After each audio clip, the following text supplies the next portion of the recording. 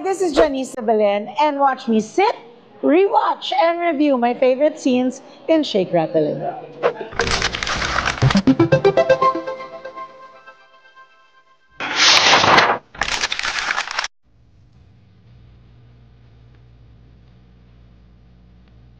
Okay, of course, Shake, Rattle, and Roll review will not be complete kung hindi kasama si Shake, Rattle, and Roll 1 at ang aking mahiwagang Frigidaire.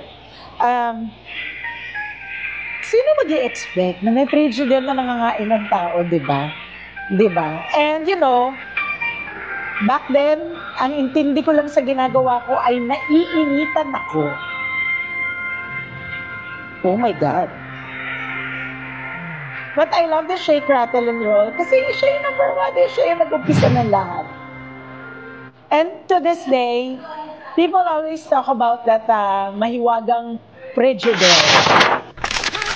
Ako, akala ko pa naman lahat o furniture. Yung papanuhin. Itong Shake, Rattle, and Roll 14 is the last shake na nagawa ko.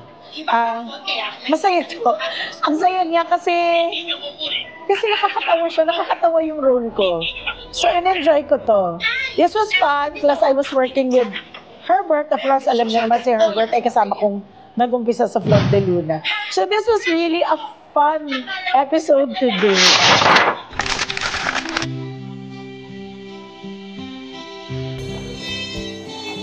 I'm sure naaalala nyo to. Kapatid ka ni Kung Rowena, no? naaalala nyo, this was Shake, Rattle, and Roll 3. Patay na siya. Yung nabubuhay yung mga Patay ng patay. ating Rowena mo. Binubuhay yung mga patay.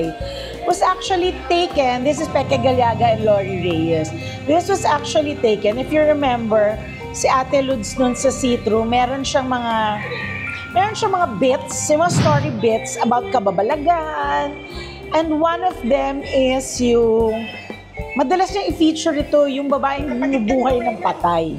And if you watch the whole Shake, Rattle, and Roll 3, makikita nyo na sa umpisa ng episode namin, ipapakita talaga yung, parang may clip talagang ipapakita about that particular person, about that particular bit. So we shot this in Quezon, I think. Quezon. A bit of trivia. I was pregnant. Itong ginagawa ko to with Ina. Patay na siya. Patay ng ating Rowena mo. Diba? Bumubuhay ng patay. And that's it for Sit, Rewatch, and Review. Thank you and stay tuned for more episodes.